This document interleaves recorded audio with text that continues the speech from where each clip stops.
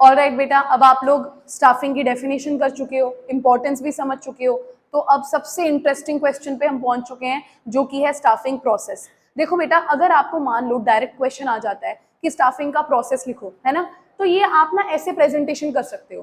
Process कोई भी chapter का हो ना, आप इस तरीके से प्रेजेंट कर सकते हो, एक के नीचे एक एरो डालते हुए, बिकॉज आपको पता है कि प्रोसेस में जो सीक्वेंस होता है आप उसको तोड़ नहीं सकते हो, आगे पीछे नहीं कर सकते हो। तो ये एक बहुत अच्छा मेथड है प्रोसेस को प्रेजेंट करने का, है ना। और आप देख सकते हो टोटल 8 पॉइंट्स का ये प्रोसेस है, और आप इतने समझदार तो हो ही कि पेपर में मैक्सिमम क्वेश्चन 6 नंबर का आता है, यानी कि ज्यादा से ज्यादा कितने पॉइंट्स एक टाइम पर पूछे जा सकते हैं, 6 पॉइंट्स, है ना। अब आता कैसे है केस स्टडी में, ये समझा देती हूँ। कई बार पहले 4 पॉइंट्स केस स्टडी के अंदर होते हैं, बोलते हैं उनको आइडेंटिफाई कर लो।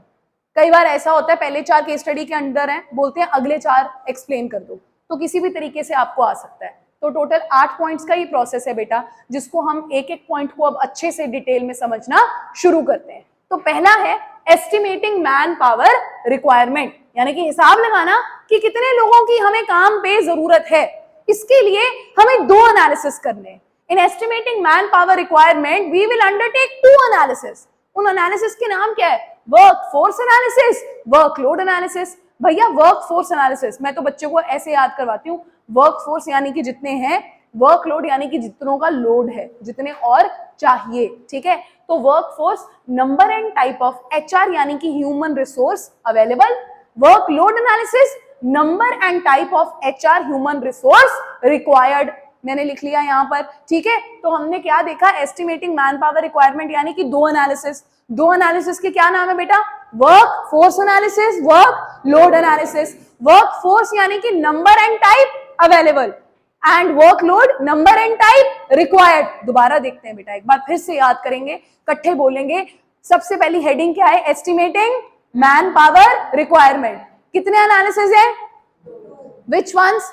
Work force analysis, workload analysis. Workforce analysis यानी कि number and type of HR available, workload number and type of HR required. अभी भी सारे नहीं बोल रहे, लास्ट टाइम सुनूंगी, सब इकट्ठे बोलेंगे।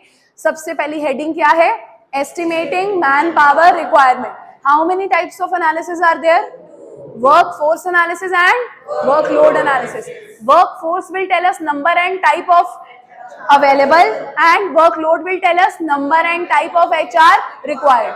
अच्छा, दोनों एनालिसिस करने के बाद ना 3 टाइप का रिजल्ट आ सकता है। ये देखिए result, whether we are overstaffed, या तो जरूरत से ज्यादा स्टाफ है हमारे पास, और वी आर अंडर स्टाफ्ड, जरूरत से कम स्टाफ है हमारे पास, और वी आर ऑप्टिमली स्टाफ्ड यानी कि जितना स्टाफ हमको चाहिए उतना ही स्टाफ हमारे पास अवेलेबल है।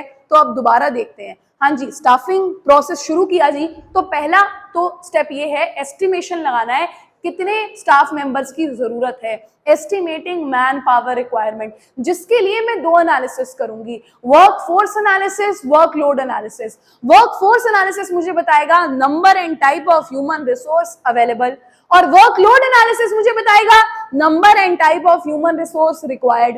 दोनों एनालिसिस करके मैं 3 टाइप के रिजल्ट पे पहुंच सकती हूँ। या तो मेरी कंपनी में जरूरत से ज्यादा स्टाफ है, ओवर स्टाफ, या तो जरूरत से कम स्टाफ है, अंडर स्टाफ, या तो जितना चाहिए उतना है, ऑप्टिमली स्टाफ। यहां तक सबको क्लियर है? तो बताओ, मैं अगले पॉइंट पर पहुंचती हूँ।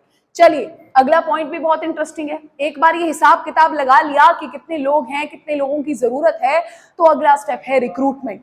रिक्रूटमेंट यानी कि 2S, इसकी डेफिनेशन में आते हैं 2S, searching and stimulating people to apply for the job. अब मुझे मार्केट में लोगों को ऑफर देनी है, मुझे सर्च करना है लोगों को, और मुझे स्टिमुलेट करना है, मुझे उन्हें मोटिवेट करना है कि किसी और कंपनी में मत जाना, सारे अच्छे एम्प्लॉइज मेरे पास ही आना। यानी कि it is the process of searching and stimulating people to apply for the job. क्या डेफिनेशन है? It means searching and stimulating people to apply for the job. एक बार और, it refers to the process of searching and stimulating people to apply for the job. मैंने search किया, मैंने लोगों को motivate किया कि यहाँ पर आओ और जॉब के लिए अप्लाई करो। देखिए, इसकी भी 2 टाइप्स हैं, है ना। जैसे ऊपर 2 एनालिसिस थी, इसकी एनालिसिस नहीं, इसकी टाइप्स हैं। रिक्रूटमेंट यानी कि लोगों को ढूंढने के, मोटिवेट करने के कि आओ और हमारी कंपनी में अप्लाई करो। अप्लाई करवाने के 2 तरीके हैं, इंटरनल, एक्सटर्नल। भाई एक तो मेरी कंपनी के अंदर जो एम्प्लॉइज हैं मैं उनको बोल दूं कि आप ही जॉब कर लो, अब आप बोलोगे मैम वो तो ऑलरेडी जॉब कर रहे हैं, यानी कि मान लो उनसे ऊपर की कोई पोजीशन खाली है, मैं उनको बोलूं कि मैं आपको प्रमोट कर देती हूँ, तो ये कौन सी रिक्रूटमेंट मानी जाएगी? Internal recruitment. अब मान लो मैं उन्हें प्रमोशन की ऑफर ना दूं, मैं बाहर से किसी को ढूंढ कर लेकर आऊं, तो वो कौन सी हो गई?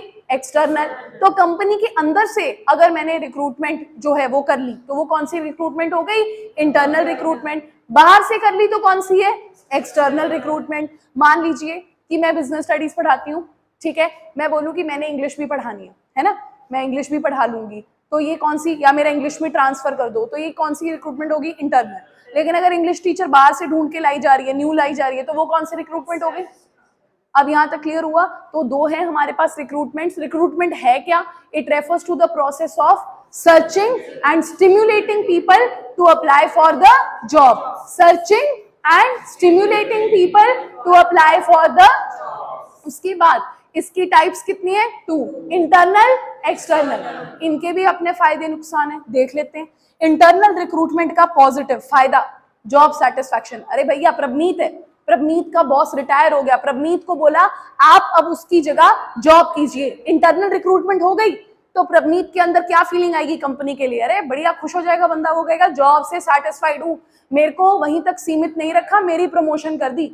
लेकिन एक नेगेटिव इंपैक्ट भी है। नेगेटिव इंपैक्ट क्या है? लिमिटेड एक्सटेंट, यानी कि आप कि अप्रोच कितने लोगों तक सीमित है, जितने आपकी कंपनी के अंदर काम कर रहे हैं। हो सकता है बाहर कोई बहुत ही टैलेंटेड बंदा बैठा हो, लेकिन हमने इंटरनल रिक्रूटमेंट की। प्रवनीत कहता है ये क्या बात हुई, पहले तारीफ कर दी मैम ने, फिर बेइज्जती कर दी। अब यहाँ देखो एक्सटर्नल रिक्रूटमेंट का क्या फायदा है?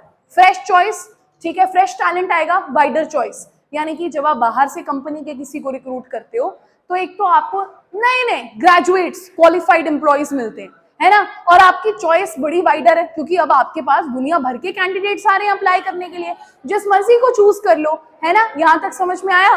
तो एक बार रिकैप लेते हैं। अभी तक 2 पॉइंट्स किए हमने। पहला पॉइंट था एस्टिमेटिंग मैन पावर रिक्वायरमेंट, जिसके अंदर हमको करने हैं 2 एनालिसिस। कौन से? Workforce analysis, workload analysis.